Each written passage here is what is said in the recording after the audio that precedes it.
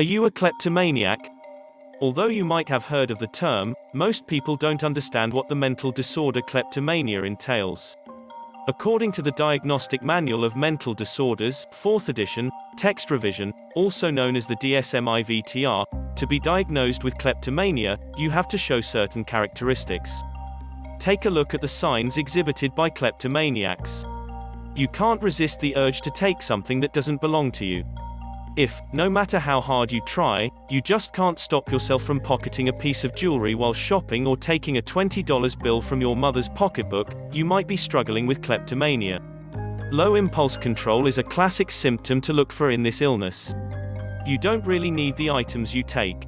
Maybe you've already got plenty of bottles of perfume, but still, you slip a bottle into your purse when you're shopping at Saks. Feelings of anxiety and tension build up before you steal something. If you're living with kleptomania, you may feel rising nervous feelings that compel you to take something. These tense emotions and urges might seem impossible to overcome at the time. Positive emotions increase after the theft occurs. Once you take something, you don't feel tense or anxious anymore. In fact, you might notice you're feeling great relief or even satisfaction after you steal something. You engage in shoplifting occasionally. Although not all shoplifters are kleptomaniacs, the latest statistics reveal that about 5% of shoplifters do have kleptomania. So, if you shoplift, you have an increased chance of receiving the diagnosis. Other reasons for your thefts have been ruled out. If you haven't been diagnosed with other disorders, you could have kleptomania. Of course, if you're stealing food because you or your children need to eat, that would not be considered kleptomania. In essence, if you steal things you need out of desperation, you would not warrant a diagnosis of kleptomania. Those with kleptomania are much more likely to be women than men. Items taken by kleptomaniacs often have no real value to the person and are often discarded after they're stolen. What should you do if you think you might have kleptomania? Because of the devastating effects having kleptomania can have on your life, the list of what you should do is quite short and to the point. Tell a close friend or family member you believe you might have kleptomania. This way, it won't be a secret burden that you bear alone.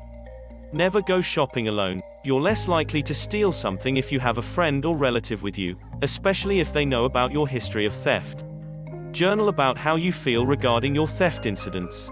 Journaling could help you get to the bottom of what is going on with you emotionally when you steal. Maybe then you can work to correct the true issue in your life that is leading you to commit theft. Call a professional. You'll not likely overcome this struggle alone.